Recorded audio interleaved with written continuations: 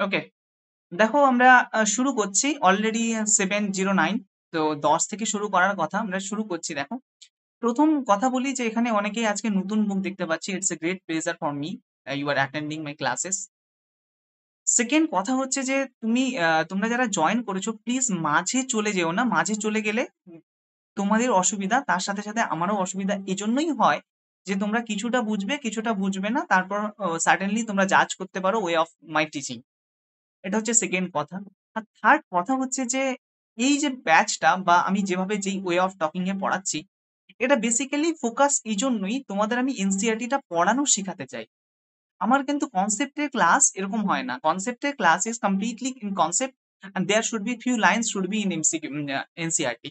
তো কনসেপ্টের class completely আলাদা। তো এটা যেটা আছে এটা হচ্ছে রিডিং প্লাস কনসেপ্ট। আমি এখানে কোনো তো হোয়াইট বোর্ড ইউজ করছি না বা বড় কোনো বোর্ড ইউজ করছি না। হয়তো সেটা পরবর্তীকালে ইউজ হবে। তো এটা এখন ইউজ করছি না এই জন্যই কারণ আমি বাংলার ছেলে মেয়েকে এনসিইআরটি টা পড়ানো শেখাতে চাই। এটাই আমার মেইন মোটো। আর আশা করছি আমি যেটুকু পড়াবো সেটুকু তোমাদের ক্লিয়ার হয়ে যাবে। এবং তোমাদের কাজ হচ্ছে, আমি এটা নোটটা দিয়ে দেবো, আমার অলরেডি দেওয়া আছে তবু আমি দিয়ে দেবো। তোমাদের কাজ হচ্ছে, আমি উইকলি 3টা করে ক্লাস নেওয়ার চেষ্টা করছি এখন। তোমাদের কাজ হচ্ছে সেটাকে তোমরা লুক ডাউন আপন করে নেবে, মানে দেখে নেবে। পুরো লাইন বাই লাইন আমি এখানে বুঝিয়ে দেবো। দেখে নেবে এবং তার সাথে সাথে আমি তোমাদেরকে এমসিকিউ দেবো based on various competitive exam. অনেক কম্পিটিটিভ এক্সামের উপর বেস করে এমসিকিউ গুলো। তো সেই এমসিকিউ গুলো তোমরা সলভ করার চেষ্টা করবে। এমসিকিউ উইথ অ্যান্সার থাকবে। যতটুকু পড়াবো ততটুকুই কিন্তু এমসিকিউ, হ্যাঁ। এর থেকে বাইরে কিচ্ছু নয়। আমি যেখান থেকে এমসিকিউ গুলো বা ফরমেশন করি, আমি পুরো টুকে এই এই বাঞ্চটাকে টুকে দেই। বুঝতে পেরেছো? মানে এই বাঞ্চ থেকে যেইটুকু পড়াচ্ছি ওইটুকু থেকেই এই এমসিকিউ গুলো জেনারেট হয়। তো বাইরে থেকে কোনো কোশ্চিন আসার কোনো চান্স নেই। প্রথম কথা। সেকেন্ড কথা হচ্ছে পুরোটা হয়ে যাওয়ার পর পুরো সেলের MCQ I will provide to you guys, আমি তোমাদেরকে প্রোভাইড করে দেবো। আর আর যেটা রিকোয়েস্ট তোমাদের কাছে, তোমরা আজকে ক্লাস করছো, ইটস ফাইন। তোমাদের সারাউন্ডিংস একটুখানি যদি স্প্রেড করো, কারণ আমার বায়োলজি ফিল্ডে আমি নতুন বলবো না। আমি 11-12 গ্রাউন্ডে একদম, মানে 11-12 গ্রাউন্ডটাতে আমি নতুন। বায়োলজি ফিল্ডে আমি অনেকদিন ধরে, মানে আমি অলরেডি 5 থেকে 6 বছর বায়োলজি ফিল্ডে আছি, কোনো সমস্যা নেই। কিন্তু আমি এই যে 11-12 গ্রাউন্ডটাতে নতুন। তো এখানে আমার পরিচিত কোনো স্টুডেন্ট নেই 11-12 এর। তো এটাই তোমাদের কাছে রিকোয়েস্ট, তোমাদের যদি একটুখানি হলেও হেল্প হয় তাহলে তোমরা শেয়ার করে দিও। তাহলে বাকিরাও এই ফ্রি যে মেটেরিয়ালস গুলো বা আমি যখন পেইড করব সেটাও খুবই এফোর্ডেবল প্রাইস, মানে খুবই এফোর্ডেবল। মানে আমি যেই পয়সায় তোমাদেরকে পড়াবো, তোমার সারাউন্ডিংস এ গোটা কলকাতা খোঁজ নিয়ে দেখবে ওই টাকায় কিছু হয় না। ঠিক আছে? আর ও মানে that should be the lowest price from biology. Biology সব থেকে কম প্রাইসে আমি যখন শুরু করব, মানে পেইড আশা করছি নেক্সট মাস থেকে। তো এই কম রেঞ্জ থেকে শুরু হবে। ঠিক আছে? তো প্রথম কথা হচ্ছে, আমরা আগের দিন প্রোক্যারিওটিক সেল নিয়ে ডিসকাস করেছিলাম না? প্রোক্যারিওটিক সেল, দেখো, প্রথমে আমরা পড়ে ফেলেছি হোয়াট ইজ সেল।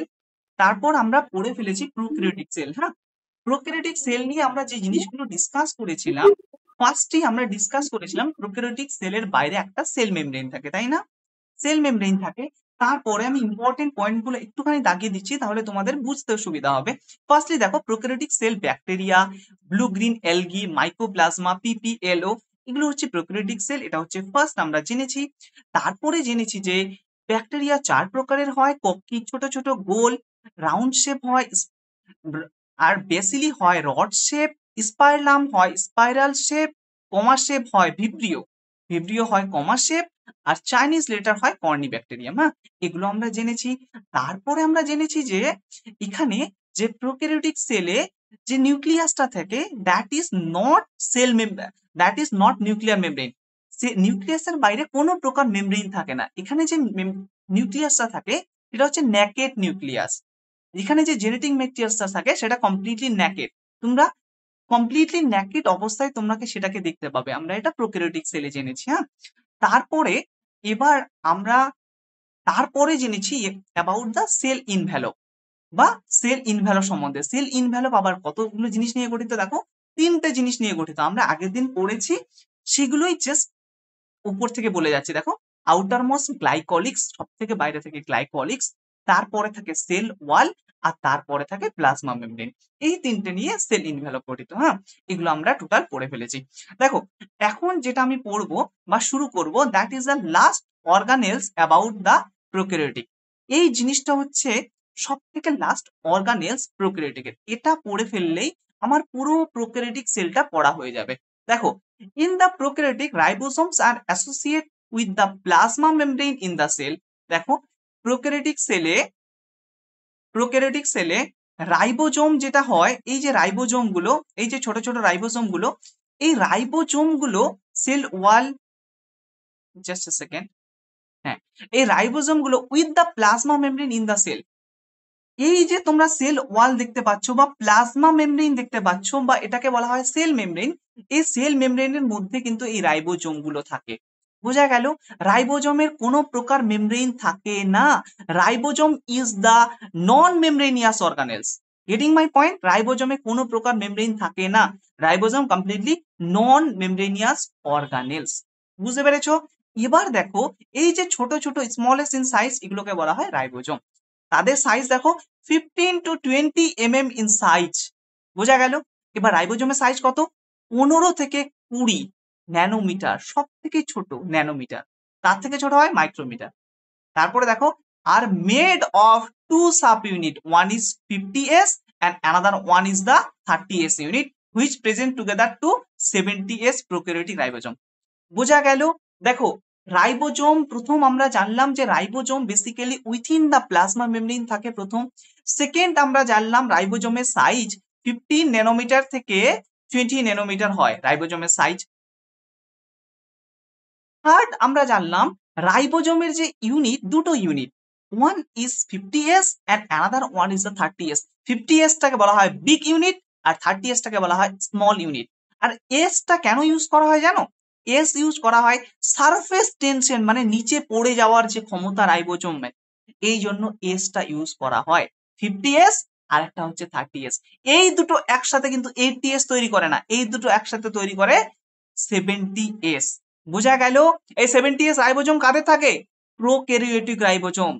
কারণ প্রোক্যারিওটিক সেল আমার এখনো শেষ হয়নি, এই রাইবোজোম পড়ে ফেললে we will complete our prokaryotic cell. Okay, after that দেখো, ribosome are the site of protein synthesis. Ribosome কিসের সাইট বা কিসের জায়গা? রাইবোজোম থেকে কি সিনথেসিস হয়? প্রোটিন সিনথেসিস হয়। নেক্সট দেখো, several ribosome are attach with mRNA like that. যদি তোমরা মনে করো এটা mRNA, তাহলে সেভারেল মানে কিছু কিছু রাইবোজোম এই mRNA সারফেসে থাকে, এইটাকে বলা হয় পলিরাইবোজোম বা বলা হয় পলিজোম। ক্লিয়ার? যেই রাইবোজোম গুলো mRNA সারফেসে থাকে, অ্যাটাচ থাকে, সেটাকে বলা হয় পলিরাইবোজোম। পলি মানে অনেক, রাইবোজোম থাকে আর সেটাকে কি বলা হয়? পলিজোম। ক্লিয়ার? আর রাইবোজোম আর polysome translate into mRNA into protein. এই রাইবোজোম গুলো mRNA তে থাকে বলেই আমরা আগে কি জানলাম, রাইবোজোম কিসে সাহায্য করে? Ribosome help to translate protein. Ribosome কিসে ট্রান্সলেট করতে সাহায্য করে? প্রোটিনে ট্রান্সলেট করতে সাহায্য করে। এই রাইবোজোম গুলো দেখো কোথায় আছে? রাইবোজোম গুলো আছে কোথায়? mRNA সারফেসে। এটাই কিসে কনভার্ট হয়? প্রোটিনে। আরএনএ থেকে প্রোটিনকে কি বলা হয়? ট্রান্সলেশন। বোঝা গেল? ক্লিয়ার? ক্লিয়ার? তাহলে পলিজোম কাকে বলবো? স্যার এটা আরেকবার বলবেন। হ্যাঁ, এই লাস্টটা হ্যাঁ স্যার, হ্যাঁ। রাইবোজোম গুলো যখন mRNA মানে কি? Messenger RNA. mRNA সারফেসে থাকে, দেখো দুদিকে রাইবোজোম আছে, দেখতে পাচ্ছ? আমি ড্র হ্যাঁ করেছি, স্যার, দেখো। হ্যাঁ। এটাকে বলা হয় পলি রাইবোজোম। পলি মানে অনেক, রাইবোজোম আছে বলে সেটাকে বলা হয় পলি রাইবোজোম। বুঝলে? আর এটা থেকে আবার প্রোটিন সিনথেসিস হয়, এটা কনভার্ট হয় প্রোটিনে। P for protein. এই প্রসেসটাকে বলা হয় ট্রান্সলেশন। কি বলা হয়? ট্রান্সলেশন। এই ট্রান্সলেশন প্রক্রিয়ায় mRNA থেকে প্রোটিন তৈরি হয় আর এটাকে বলা হয় পলিরাইবোজোম বা polysome. Clear? Clear? Yes sir. Okay, so that if I am sum upping this thing, যদি আমি সাম আপ করি, দেখো এখানে কি কি আছে। প্রথম আমরা জানলাম ribosome is a small small sub unit. Second জানলাম রাইবোজোমের কোনো মেমব্রেন থাকে না। থার্ড জানলাম রাইবোজোমের দুটো unit, one is 50 another one is 30, আর এই দুটোকে মিলে কি তৈরি হয়? 70s। ফোর্থ জানলাম ribosome is a site of protein synthesis. কিসের সাইট? Protein synthesis. প্রোটিন সংশ্লেষ করতে সাহায্য করে রাইবোজোম। ফিফথ আমি জানলাম রাইবোজোম যখন mRNA দুটো সারফেসে থাকবে তখন সেটাকে বলা হয় পলিরাইবোজোম বা পলিসোম। এখান থেকে প্রোটিন সিনথেসিস হয়। বোঝা গেল? রাইবোজোম নিয়ে কোনো ডাউট? No sir. ওকে, এবার দেখো আমরা কি পড়ছি, ইনক্লুশন বডিজ। দেখো ইনক্লুশন বডিজ, দেখো reserve the materials in prokaryotic cell are stored in cytoplasm in the form of inclusion bodies. দেখো সাইটোপ্লাজমের মধ্যে কিছু কিছু ছোট ছোট গ্র্যানুয়ালস থাকে যারা কি করে, যারা সাইটোপ্লাজমের মধ্যে থাকে। বোঝা গেল? এটাকে বলা হয় ইনক্লুশন বডিজ। এবার আসছি, they are not bound by any membrane of system. তারা কোনো প্রকার মেমব্রেন বাউন্ড নয়, তাদের সারফেসে কোনো প্রকার পর্দা থাকে না। ক্লিয়ার? তারপরে দেখো it live free in the cytoplasm. তারা কোথায় থাকে? এই যে সাইটোপ্লাজম, দেখো এই যে সাইটোপ্লাজম, এটা তো ইউক্যারিওটিক সেল, প্রোক্যারিওটিক সেল হলে তোমরা বুঝতে পারতে। আচ্ছা প্রোক্যারিওটিক সেলটা আমি বের করছি, হ্যাঁ ব্যাকটেরিয়াল সেলটা, একটা সেকেন্ড, তাহলে তোমাদের বুঝতে সুবিধা হবে।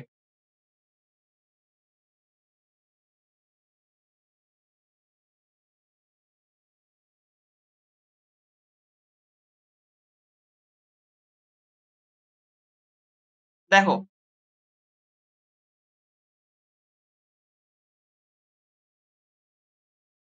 where is bacteria? Yes, yeah, see here.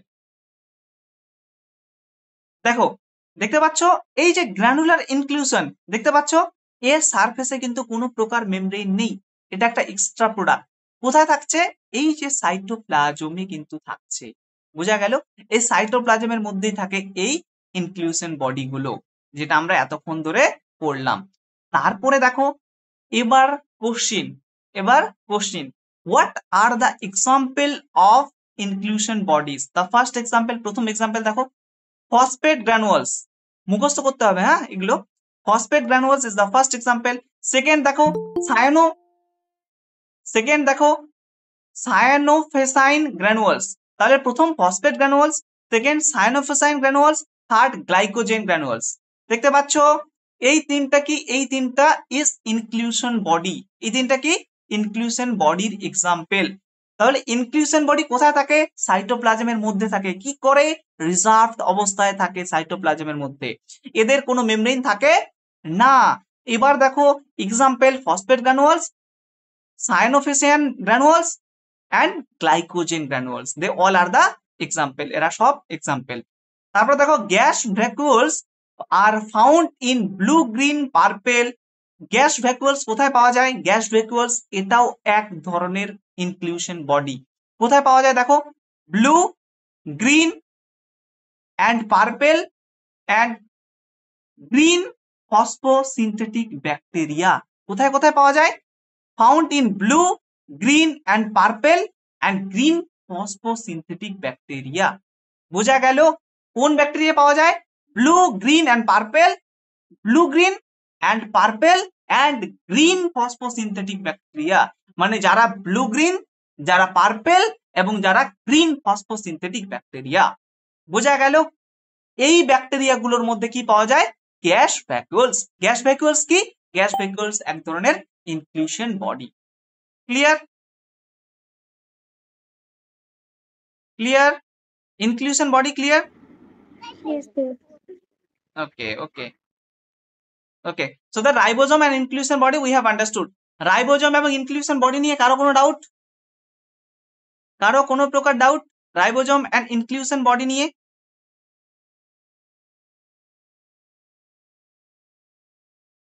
কারো কোনো ডাউট আছে?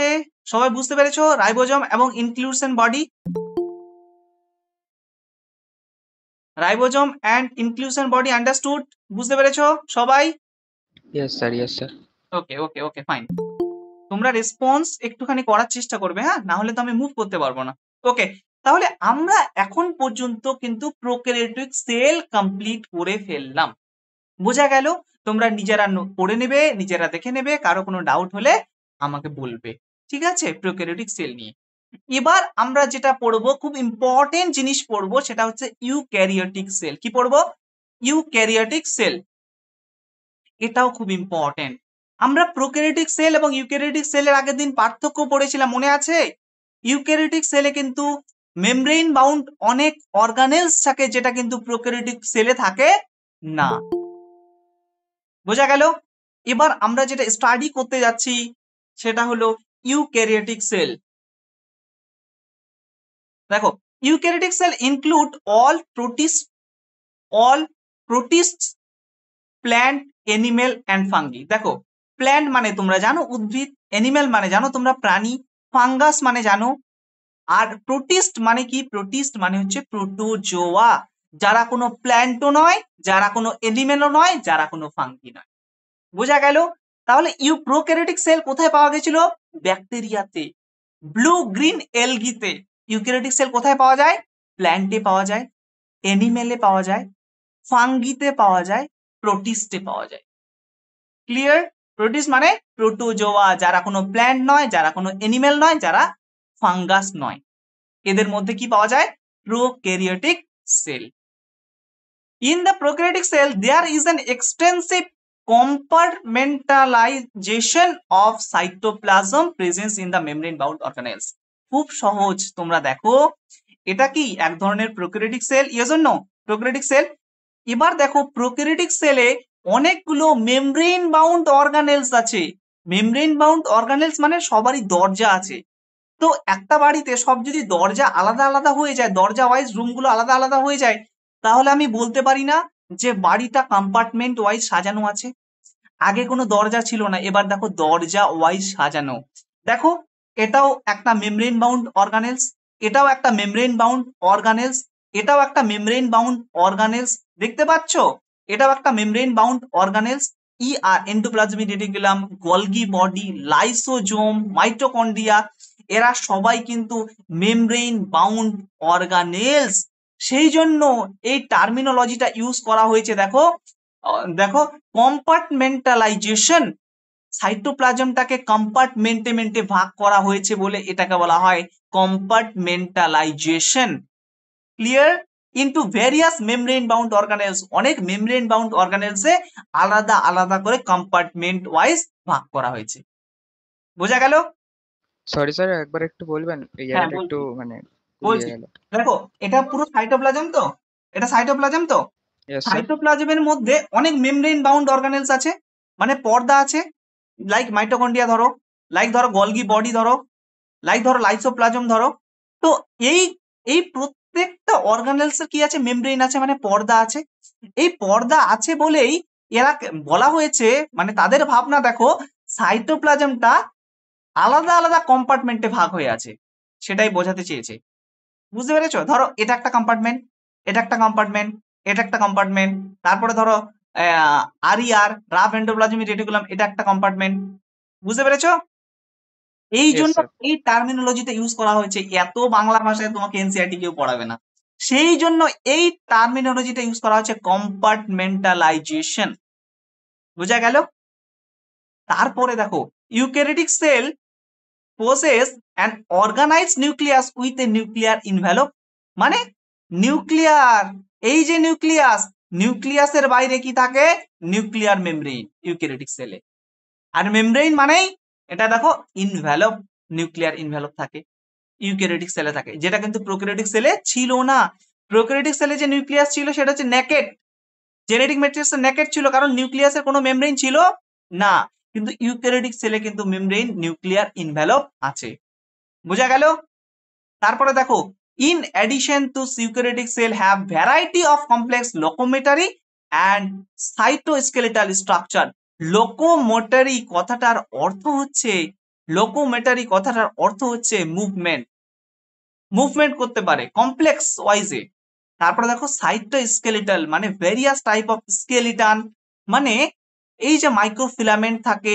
তারপরে দেখো ছোট ছোট মেমব্রেন বাউন্ড অর্গানেলস গুলো থাকে, এগুলোকে পুরো বলা হয় সাইটোস্কেলিটন। সাইটো মানে সেল, স্কেলিটন মানে সেলের তো কোনো হাড় থাকবে না, কিন্তু স্কেলিটন মানে বোঝানো হচ্ছে এই fibre like, thread like structure গুলো।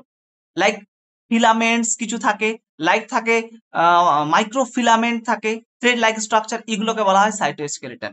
বোঝা গেল? Their genetic materials is organized into chromosomes, তাদের যে জেনেটিক মেটেরিয়ালস গুলো ডিএনএ, আরএনএ এরা কি অর্গানাইজড ইনটু ক্রোমোজোম, ক্রোমোজোমের মধ্যে থাকে। নিউক্লিয়াসের মধ্যে ক্রোমোজোম, ক্রোমোজোমের মধ্যে ডিএনএ, আরএনএ এগুলো থাকে। বোঝা গেল?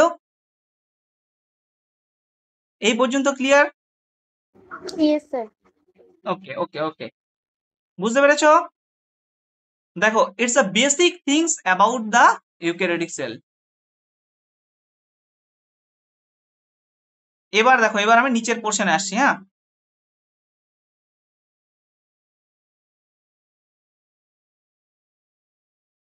দেখো, all eukaryotic sell are not identical. সব ইউক্যারিওটিক সেল কিন্তু আইডেন্টিক্যাল নয়। আইডেন্টিক্যাল কথাটার অর্থ হচ্ছে একই রকম। আইডেন্টিক্যাল কথাটার অর্থ হচ্ছে টুইন। টুইন মানে দেখবে দুজন একই রকম, এটাকে বলা হয় আইডেন্টিক্যাল। মানে দুজন একই রকম দেখতে, এটাকে বলা হয় identical. All eukaryotic sell are not identical, তারা আইডেন্টিক্যাল নয়। Plant and animal cell are different as the former process of the cell wall. Plant এবং এনিম্যাল সেল তারা ডিফারেন্ট অ্যাকর্ডিং টু দেওয়ার সেল ওয়াল। তাদের সেল ওয়াল ওয়াইজ এটা কিন্তু different. শুধু cell wall নয়, প্লাস্টিডও ডিফারেন্স আছে। Are large central vacuoles which is absent in animal cell. Central vacuoles তোমরা যদি দেখো, এই যে দেখতে পাচ্ছ ভ্যাকুয়ালস, সেন্ট্রাল মানে মাঝখানে, দেখো কত বড় ভ্যাকুয়ালস দেখতে পাচ্ছ? কত বড় ভ্যাকুয়ালস দেখতে পাচ্ছ? এটাকে বলা হয় সেন্ট্রাল ভ্যাকুয়ালস। এই ভ্যাকুয়ালস কোথায় থাকে দেখো, প্ল্যান্টে থাকে, পি ফর প্ল্যান্ট, কিন্তু এনিমেলে আছে, এটা এনিম্যাল সেল। এই দেখো second B number, that is animal cell. এখানে কোনো ভ্যাকুয়ালস আছে? এখানে কিন্তু কোনো প্রকার ভ্যাকুয়ালস নেই। এখানে রয়েছে দেখো সেন্ট্রাল ভ্যাকুয়ালস, দেখতে পাচ্ছ? এই ভ্যাকুয়ালসটা কিন্তু প্ল্যান্টে থাকে, এনিমেলে থাকে না। On the other hand, animal cell have the centrioles which is absent to the all plant cell. তাহলে ভ্যাকুয়ালস কোথায় থাকছে? প্ল্যান্ট সেলে। এটা কি প্ল্যান্ট সেল? পি সেল তো, P cell, plant cell. Plant সেলে দেখো ভ্যাকুয়ালস থাকছে, এই যে ভ্যাকুয়ালস, প্ল্যান্ট সেলে ভ্যাকুয়ালস থাকছে। কিন্তু animal cell, it is called animal cell, animal সেলে কিন্তু কোনো প্রকার ভ্যাকুয়ালস থাকে না। কিন্তু এনিম্যাল সেলে দেখো তোমরা দেখতে পাবে সেন্ট্রিওল, এই যে দেখতে পাচ্ছ সেন্ট্রিওল, সেন্ট্রিওল দেখতে পাচ্ছ সেন্ট্রিওল। কিন্তু প্ল্যান্ট সেলে কোনো প্রকার সেন্ট্রিওল থাকে না। এটা হচ্ছে ডিফারেন্স প্ল্যান্ট সেল এবং এনিম্যাল সেলের মধ্যে। প্রথম ডিফারেন্স আমরা জানলাম, প্ল্যান্ট সেলে থাকে ভ্যাকুয়াল এবং এনিম্যাল সেলে কিন্তু ভ্যাকুয়াল থাকে না। এনিম্যাল সেলে থাকে সেন্ট্রিওল, প্ল্যান্ট সেলে কিন্তু সেন্ট্রিওল থাকে না। বোঝা গেল?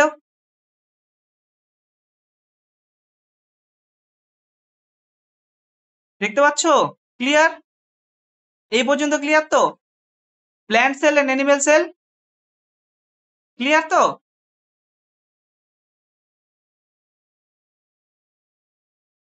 দেখো, এবার দেখো সেল মেমব্রেন পড়াচ্ছি। হ্যাঁ, এবার আমরা কিন্তু পুরোটা পড়ে ফেললাম। হ্যাঁ, ইউক্যারিওটিক সেল সম্বন্ধে আমরা একটা আইডিয়া নিলাম।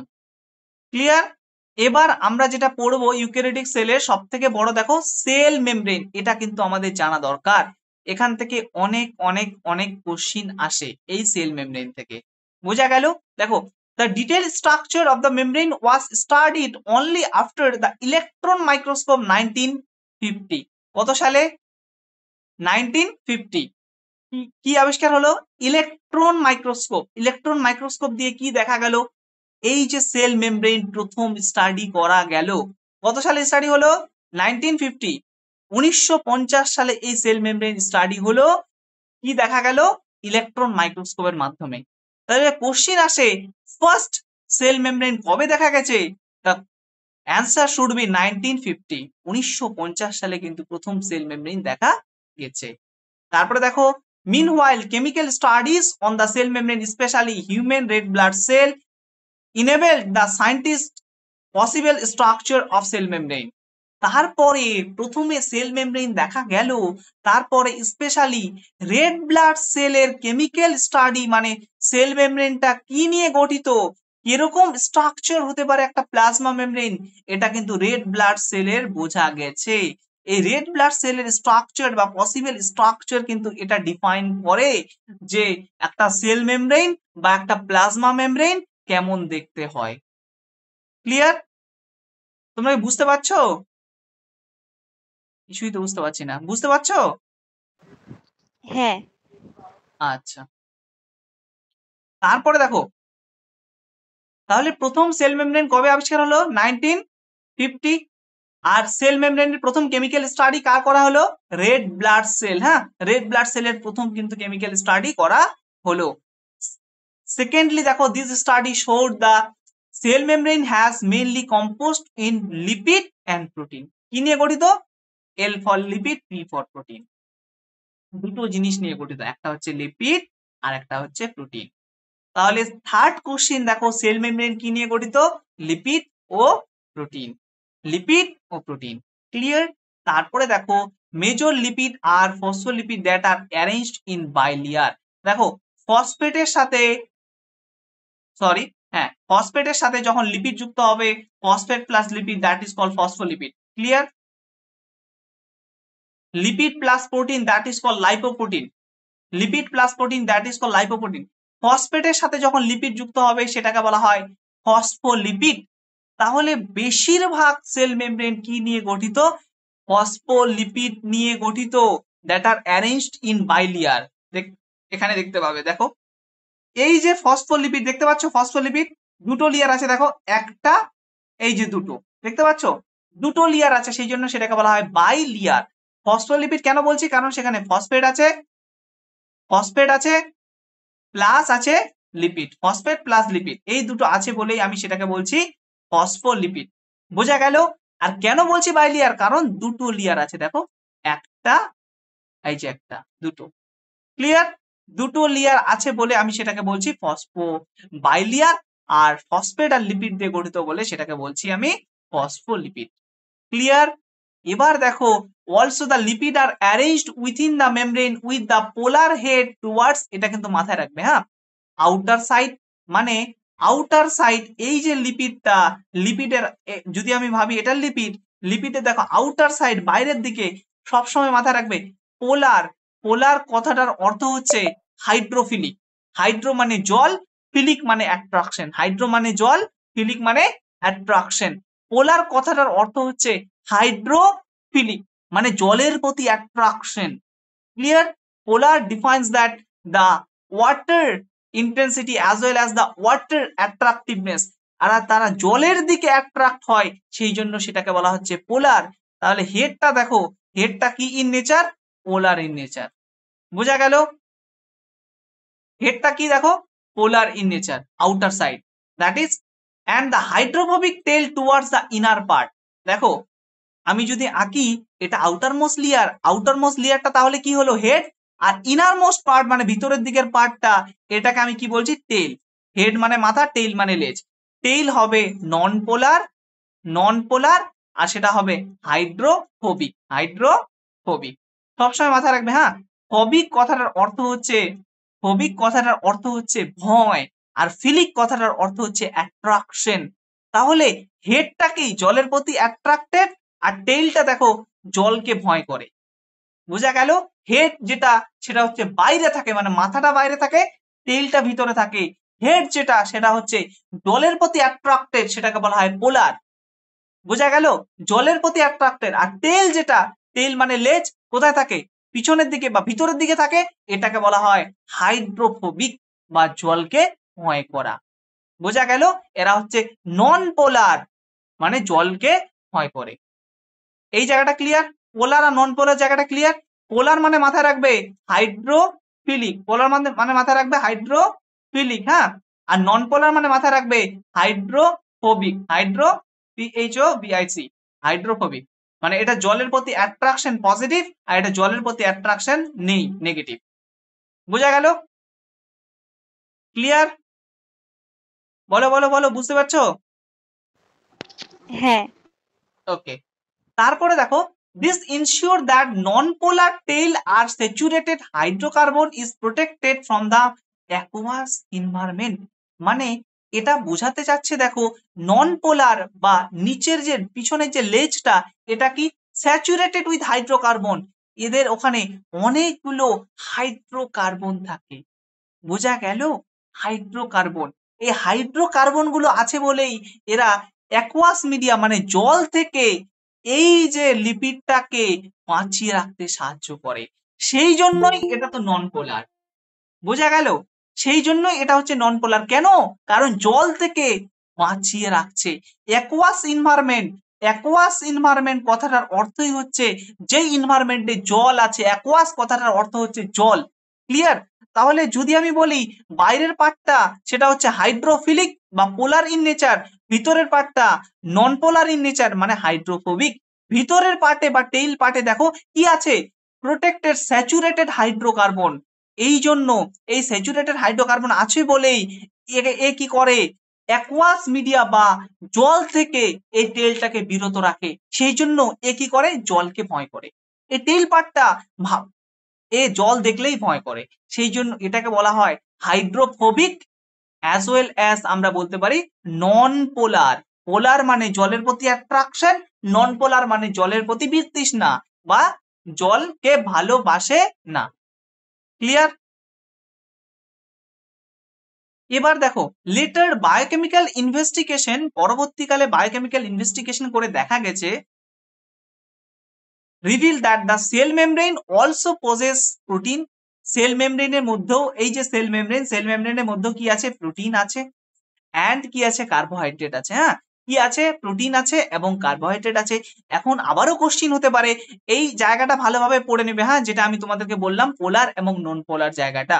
পোলার মানে হাইড্রোফিলিক আর নন পোলার মানে হাইড্রোফোবিক। ক্লিয়ার? এবার দেখো cell membrane are also post with possess with protein. Cell মেমব্রেনের মধ্যে কি থাকে? প্রোটিন থাকে আর কার্বোহাইড্রেট থাকে। The ratio of protein and lipid varies in different cell. এই যে প্রোটিন থাকবে এবং লিপিড থাকবে, এদের রেশিওটা কিন্তু সবার সেম নয়।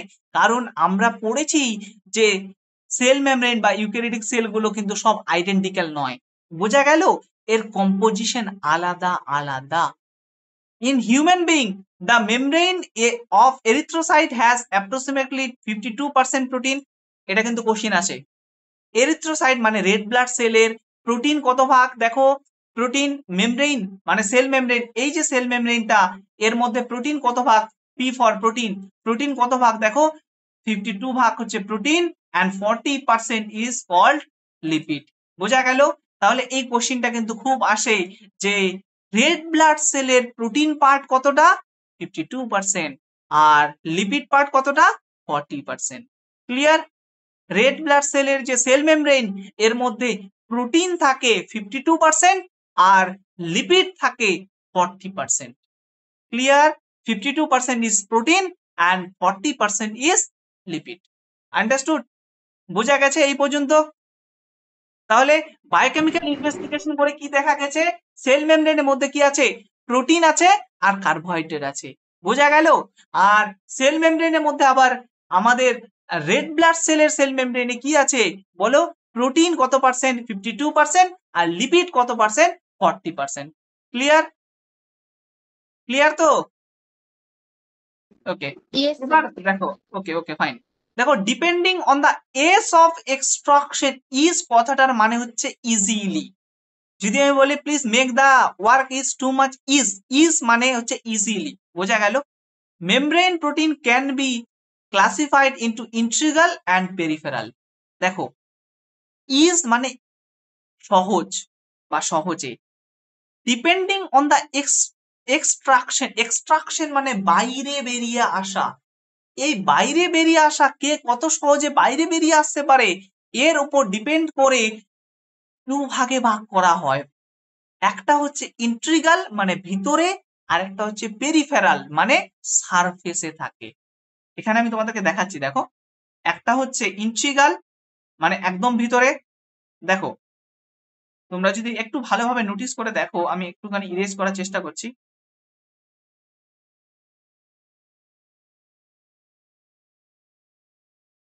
দেখো এখানে দেখো, দেখো দুই ধরনের প্রোটিন আছে না? একটা হচ্ছে পেরিফেরাল প্রোটিন, একটা দেখো ইন্ট্রিগাল প্রোটিন। দেখতে পাচ্ছ? পেরিফেরাল প্রোটিন মানে এটা পেরিফেরিতে থাকে বা সারফেসে থাকে। কিন্তু এটা তো 3D স্ট্রাকচার নয়। 3D স্ট্রাকচার হলে তুমি বুঝতে পারতে এটা সারফেসে আছে, এটা তো 2D স্ট্রাকচার।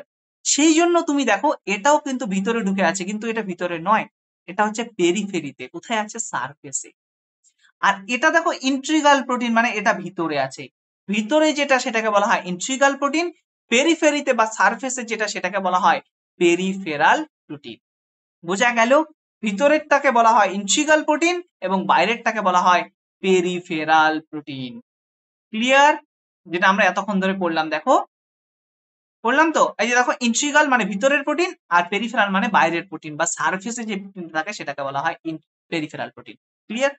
এবার দেখো peripheral protein is lie on the surface of membrane while the integral protein are partially or total built with the membrane. Peripheral যে প্রোটিনটা এটা থাকে কোথায়? সারফেসে, মানে একদম সারফেসে বাইরে থাকে, আর ইন্ট্রিগাল প্রোটিন থাকে দেখো ভিতরে। ক্লিয়ার?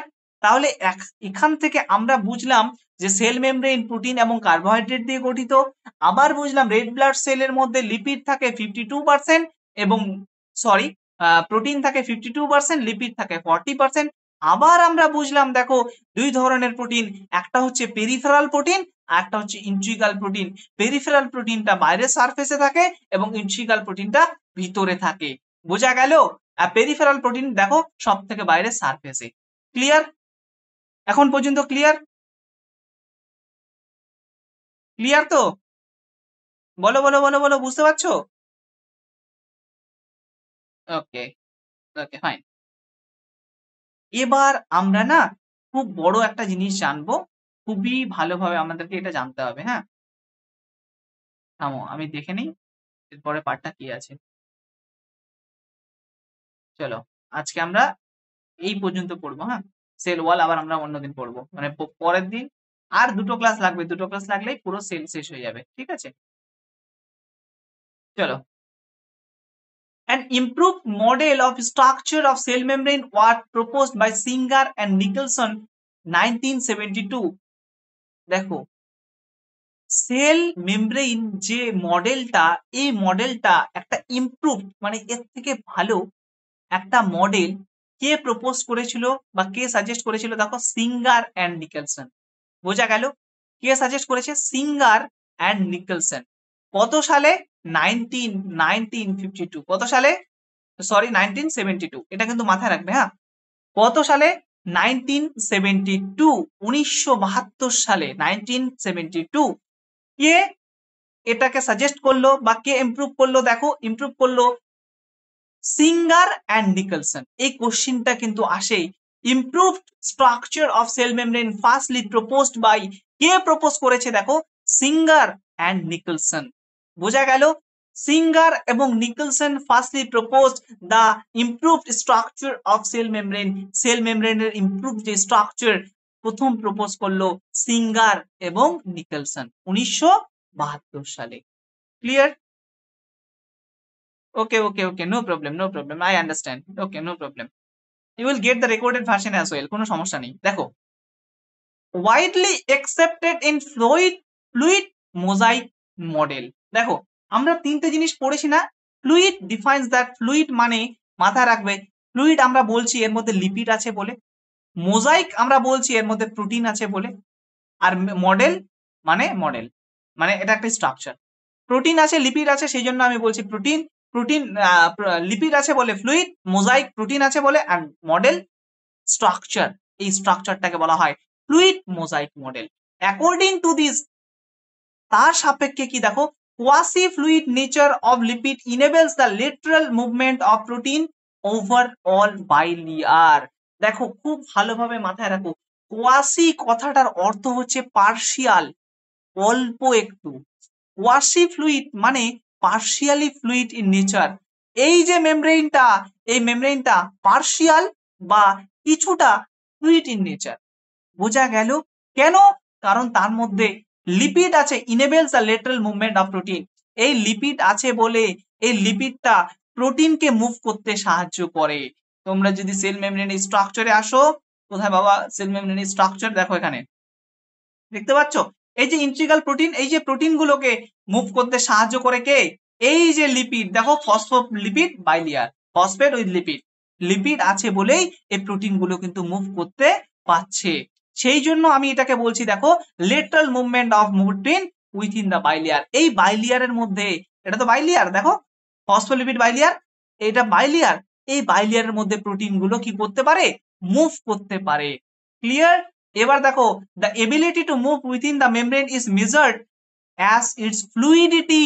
ফ্লুইডিটি কথাটার অর্থ হচ্ছে ফ্লুইড, বা এই ফ্লুইডটা ভাসমান ফ্লুইড বলেই কিন্তু মেমব্রেইনটা, বা তোমরা বলতে পারো মেমব্রেইনের যে মেজারমেন্ট বা মেমব্রেইনের যে এবিলিটি, কিসের এবিলিটি, প্রোটিনকে মুভ করার, কি জন্য, এই ফ্লুইডিটিটা আছে বলে, এই লিকুইড ভার্সনটা আছে বলেই কিন্তু মেমব্রেইনের মধ্যে প্রোটিন গুলো ইজিলি মুভ করতে পারে। ক্লিয়ার? সেই জন্যই এটাকে বলা হয় ফ্লুইডিটি। তারপরে দেখো fluid nature of the membrane is also important for the point of view function of the cell growth। এই যে fluid nature, কি fluid nature, সেল মেমব্রেন যে ফ্লুইড ইন নেচার, এটা কি জন্য কাজে লাগে দেখো, সেল গ্রোথ মানে সেলটা বড় হতে সাহায্য করে, গ্রো করতে সাহায্য করে। তারপরে দেখো formation of the intracellular junction. Intra কথাটার অর্থ হচ্ছে ভিতরে, এক্সট্রা কথাটার অর্থ হচ্ছে বাইরে। সবসময় মাথা রাখবে intra means the inside the cell, মানে সেলের ভিতরে হচ্ছে ইন্ট্রা আর বাইরে হচ্ছে extra. Intra defines that inside the cell, সেলের মধ্যে, এক্সট্রা ডিফাইন দ্যাট সেলের বাইরে। বোঝা গেল?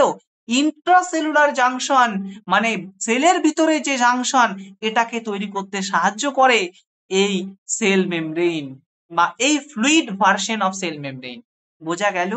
সেকেন্ড কি করে, সিক্রেশন করতে সাহায্য করে। থার্ড কি করে, endocytosis and fourth cell division. দেখো দুই ধরনের সাইটোসিস হয়, একটা হচ্ছে endocytosis and another one is the exocytosis. Exocytosis মানে সেল বাইরের কোনো পার্টিকেলস কে ইনগালফ করছে, সেটাকে বলা হয় এক্সোসাইটোসিস। আর এন্ডোসাইটোসিস মানে সেলের মধ্যে যে ইনক্লুশনস বডি গুলো আছে বা মেমব্রেন আছে, সেল নিজের মধ্যেই এরকম একটা তৈরি করে নেয় এবং সেলের মধ্যেই এই ইনগালফমেন্টটা হয়, সেটাকে বলা হয় এন্ডো মানে ভিতরে, সাইটোসিস মানে ভেঙে ফেলা। সেলের মধ্যেই এই সাইটোসিসটা হয় বলে সেটাকে বলা হয় এন্ডোসাইটোসিস। আর যদি সেলের বাইরে হয়, সেলের বাইরে মানে ধরো ব্যাকটেরিয়া, ধরো ফাঙ্গাস, ধরো কোনো ফরেন বডি সেলের সারফেসে আসছে, সেল সেটাকে ইনগালফ করে, সেটাকে বলা হয় ফ্যাগোসাইটোসিস। আর যদি লিকুইড পার্টিকেলস কে সেল ইনগালফ করে, তখন সেটাকে বলা হয় পিনোসাইটোসিস। এই দুটোই কিন্তু আন্ডার এক্সোসাইটোসিস, এই দুটো কিন্তু এক্সোসাইটোসিসের আন্ডারে। আর এন্ডোসাইটোসিসে মানে সেল মেমব্রেইনের ফ্লুইড ভার্সনটা, ধরো এটা সেল মেমব্রেইন, ধরো কিছু আসছে, সেল মেমব্রেইন এরকম ছিল, আর একটু সেল মেমব্রেইন কি হলো, আরো একটু ভেসিকেলস এর মতো তৈরি হয়ে গেল, এখানে পার্টিকেলস আসবে, সেল ইনগালফ করে নেবে। বোঝা গেল? সেল ইনগালফ করে নেবে, দিয়ে তাকে মেরে ফেলবে ফরেন পার্টিকেলস কে। বোঝা গেল? এটাকে বলা হয় এন্ডোসাইটোসিস। তাহলে সেলের লিকুইড ভার্সন অফ মেমব্রেনটা এন্ডোসাইটোসিসেও কিন্তু সাহায্য করে। ক্লিয়ার?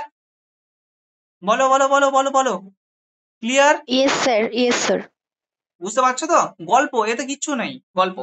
তাহলে এখন পর্যন্ত তোমরা কি কি বুঝলে দেখো। এখন পর্যন্ত প্রথম তোমরা বুঝলে সেল 1950-তে ইলেকট্রন মাইক্রোস্কোপ দিয়ে আমরা প্রথম সেলকে দেখেছিলাম। তারপর আমরা বুঝলাম red blood cell, red blood সেলের প্রথম স্পেশাল যে chemical composition of cell membrane সেটা জানলাম। তারপরে জানলাম সেল মেমব্রেন দুটো জিনিস নিয়ে গঠিত, একটা লিপিড আর একটা প্রোটিন। এই লিপিডটা কেমন টাইপের লিপিড, ফসফোলিপিড, ফসফেট আর লিপিড থাকে। তারা কি তৈরি করে, তারা তৈরি করে বাইলিয়ার, এটা আমরা জানলাম। তারপরে আমরা জানলাম লিপিডের আউটার মোস্ট সারফেসে কি থাকে, outer most surface is called head. এই হেড কি পোলার ইন নেচার, মানে জলের প্রতি অ্যাট্রাক্টেড, মানে হাইড্রোফিলিক। তারপরে আমরা জানলাম টেইল, টেইলটা কি হাইড্রোফিলিক, মানে জলের প্রতি অ্যাট্রাকশন নেই। বোঝা গেল? এটা আমরা জানলাম। কেন? কারণ টেইলের মধ্যে হাইড্রোকার্বন স্যাচুরেটেড থাকে, সেই জন্য কোনো অ্যাকুয়াস মিডিয়া কোনো জলকে কাছে আসতে দেয় না।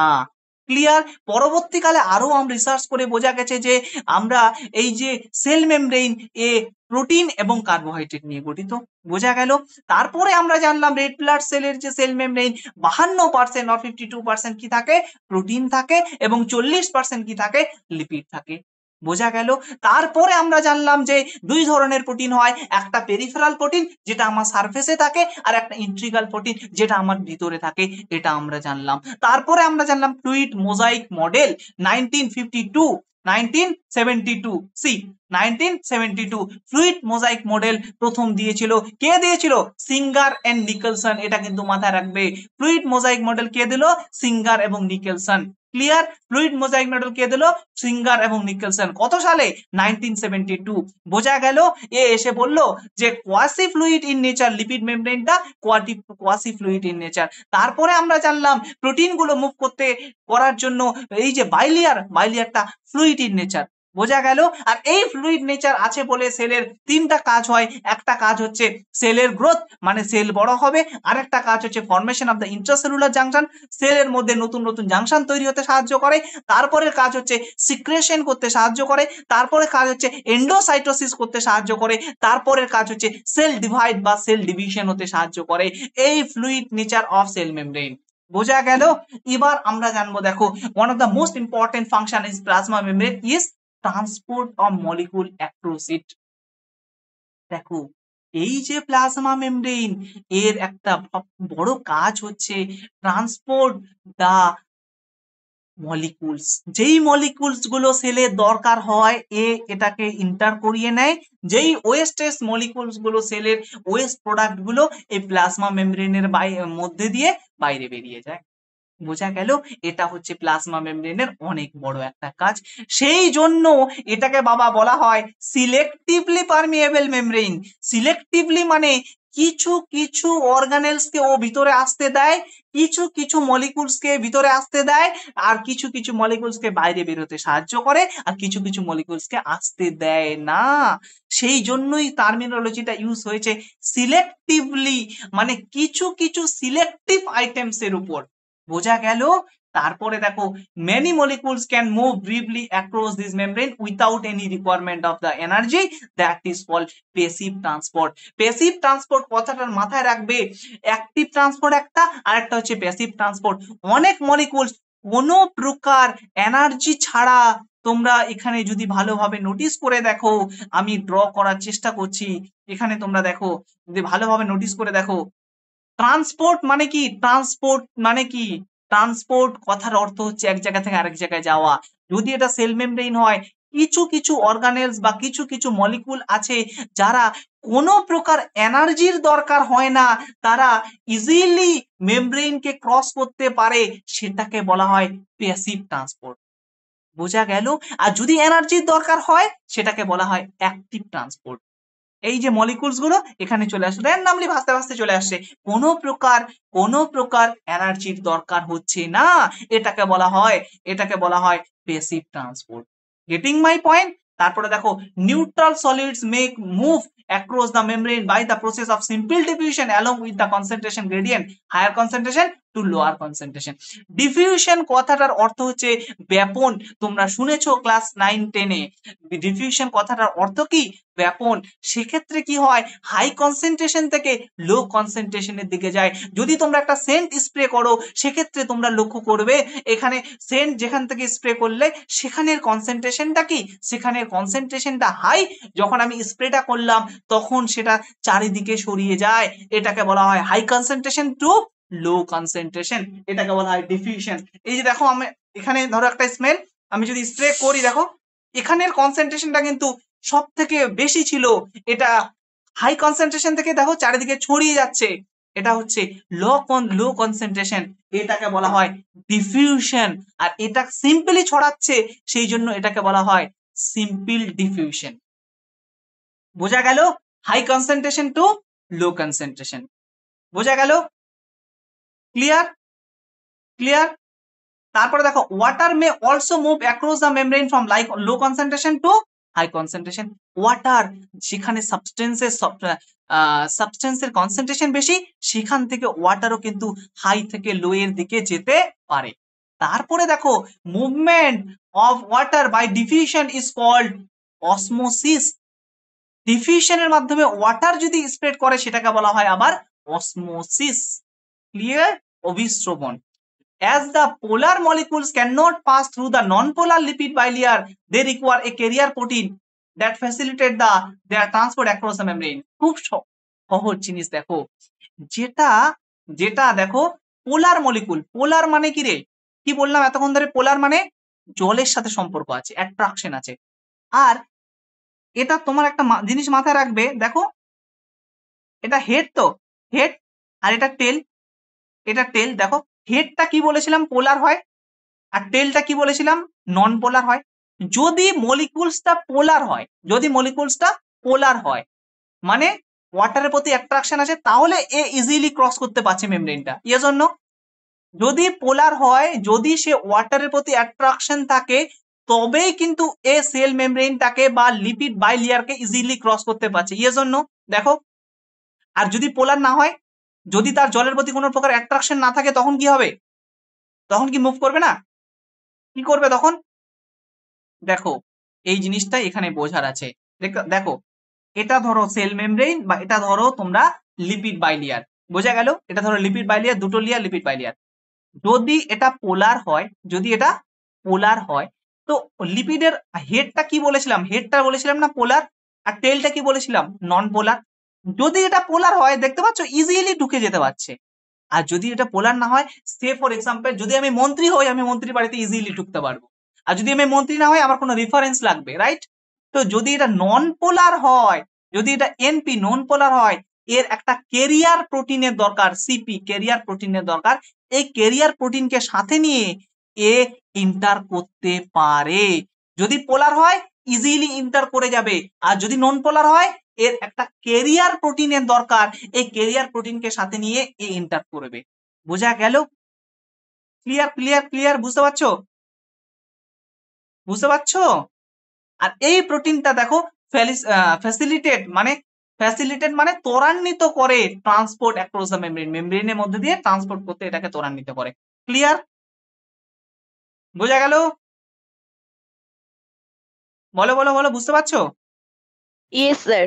ওকে, দেখো লাস্ট দেখো, a few ions of molecule are transported across the membrane against their concentration gradient from lower to higher concentration. কিছু কিছু আয়ন আছে যারা কি করে, দেখো লো কনসেন্ট্রেশন থেকে হাই কনসেন্ট্রেশনে যায়। নরমালি কি হওয়ার কথা, নরমালি হাই থেকে লো এতে যাওয়ার কথা না, যার বেশি আছে সেখান থেকে কম যাবে। কিন্তু কিছু কিছু আয়ন আছে যারা লো কনসেন্ট্রেশন থেকে হাই কনসেন্ট্রেশনে যায়, সেক্ষেত্রে তারা কিন্তু নরমালি যেতে পারে না। এই যে এখানে তোমরা দেখলে প্যাসিভ ট্রান্সপোর্টে কি করলো, আয়ন নরমালি চলে আসলো না, প্যাসিভ ট্রান্সপোর্টে কোনো প্রকার এনার্জির দরকার হচ্ছে না, কারণ প্যাসিভ ট্রান্সপোর্ট হাই থেকে লোতে যাচ্ছে। কিন্তু অ্যাক্টিভ ট্রান্সপোর্ট মানে কিছু কিছু আয়ন আছে যারা লো কনসেন্ট্রেশন থেকে হাই কনসেন্ট্রেশনে যায়, মানে এখানে তোমার কি দরকার, এনার্জির দরকার। বোঝা গেল? মানে ধরো তুমি পড়াশোনায় খুব পারো, তোমার পড়াশোনাটা ডিক্রিজ হওয়ার জন্য কোনো এনার্জির দরকার আছে? না পড়লেই এমনি ডিক্রিজ করে যাবে। আর তুমি পড়াশোনায় কাঁচা, তোমাকে হায়ার র্যাঙ্ক করতে হবে, মানে তোমাকে ইফোর্ট দিতে হবে, তোমাকে এনার্জি দিতে হবে।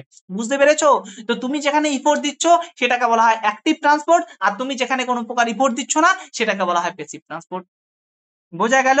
তারপরে এখানে তোমরা দেখো such as transport energy depend on the process that is ATP utilized, that is called active transport. তোমাদের এখানে শুধু একটাই আছে, আমরা যখন হায়ার স্টাডিতে পড়াই ক্যালসিয়াম পাম্প পড়াতে হয়, সোডিয়াম পটাশিয়াম পাম্প পড়াতে হয়, গ্লুকোজ পাম্প পড়াতে হয়, 3-4টা মিনিমাম পাম্প পড়াতে হয়, কিন্তু তোমাদের এখানে একটাই পাম্পের নাম আছে, হ্যাঁ, NA means sodium potassium pump. Clear? দেখতে পাচ্ছ সোডিয়াম পটাশিয়াম পাম্প, এই পাম্পের থ্রু দিয়ে তারা কি হয়, লো কনসেন্ট্রেশন থেকে হাই কনসেন্ট্রেশনের দিকে যায়। আর এখানে কিসের দরকার হয়, ই ফর এনার্জির দরকার হয়। এখানে কিসের দরকার হয়, ই ফর এনার্জি। এটাকে বলা হয় অ্যাক্টিভ ট্রান্সপোর্ট। কি বলা হয়, অ্যাক্টিভ ট্রান্সপোর্ট। আর যেখানে কোনো এনার্জির দরকার হয় না সেটাকে বলা হয় প্যাসিভ ট্রান্সপোর্ট। বোঝা গেল? তাহলে আমি সাম আপ করে দিচ্ছি, দেখো সেল মেমব্রেন বা প্লাজমা মেমব্রেন কি একটা সিলেক্টিভলি পারমিয়েবল মেমব্রেন, কারণ এ কিছু কিছু মলিকিউলসকে ভিতরে আসতে দেয়, কিছু কিছু মলিকিউলসকে বাইরে বের করে দেয়, প্রথম। সেকেন্ড হচ্ছে সেল মেমব্রেনের মধ্যে যদি কোনো প্রকার এনার্জি ছাড়া মলিকিউলস ইন্টার করে সেটাকে বলা হয় প্যাসিভ ট্রান্সপোর্ট। বোঝা গেল? থার্ড হচ্ছে হাই কনসেন্ট্রেশন থেকে লো কনসেন্ট্রেশনে যখন মলিকিউল যাবে সেটাকে বলা হয়, কি বলা হয়, ডিফিউশন। ক্লিয়ার? তারপরে আমরা জানলাম ওয়াটার যদি ডিফিউশন প্রসেসে যায় সেটাকে বলা হয় অসমোসিস। তারপরে আমরা জানলাম যদি কোনো পোলার সাবস্টেন্স হয় সে ইজিলি ইন্টার করে যেতে পারে, তার কোনো প্রকার ক্যারিয়ার প্রোটিনের দরকার হয় না। আর যদি নন পোলার হয় মানে সাবস্টেন্সটা ধরো এনপি নন পোলার, সেক্ষেত্রে কিন্তু তার ক্যারিয়ার প্রোটিনের দরকার হয়। এই ক্যারিয়ার প্রোটিন দিয়ে, ক্যারিয়ার প্রোটিন মানে এই প্রোটিনটাকে সাহায্য করে ভিতরে ইন্টার করার জন্য, ক্যারিয়ার প্রোটিনের মাধ্যমে এ ভিতরে ইন্টার করে। বোঝা গেল? আর যদি হাই কনসেন্ট্রেশন থেকে লো কনসেন্ট্রেশন এটা হচ্ছে প্যাসিভ ট্রান্সপোর্ট, আর লো থেকে হাই কনসেন্ট্রেশন এটা ওকে বলা হয় অ্যাক্টিভ ট্রান্সপোর্ট। এক্ষেত্রে কিন্তু এনার্জির দরকার আছে। এক্ষেত্রে কি দরকার আছে? এনার্জির দরকার আছে, সেই জন্য এই ট্রান্সপোর্টটাকে বলা হচ্ছে অ্যাক্টিভ ট্রান্সপোর্ট। বোঝা গেল? এখানে এনার্জির দরকার আছে বলেই এটাকে বলা হয় অ্যাক্টিভ ট্রান্সপোর্ট। আর যেই পাম্প, এই পাম্পটাকে এখানে একটা এক্সাম্পল অফ পাম্প হচ্ছে NaK+, সোডিয়াম পটাশিয়াম পাম্প। বোঝা গেল? পাম্প কি করে? পাম্প জল দিতে সাহায্য করে, চাষবাস করতে সাহায্য করে। আর এখানে পাম্প এই অ্যাক্টিভ ট্রান্সপোর্ট লো থেকে হাই কনসেন্ট্রেশনে ইন্টার করতে এই পাম্প সাহায্য করে সেলের ভিতরে কোনো অর্গানে কোনো মলিকিউলসকে ইন্টার করার জন্য। বোঝা গেল? ক্লিয়ার? ক্লিয়ার? Yes, sir. একদম ক্লিয়ার? ওকে ওকে ওকে ওকে, তোমরা একটু দেখে নাও, দেখে নিয়ে বলো কোনো ডাউট আছে কিনা, দেখে নিয়ে বলো কোনো প্রকার ডাউট আছে কিনা।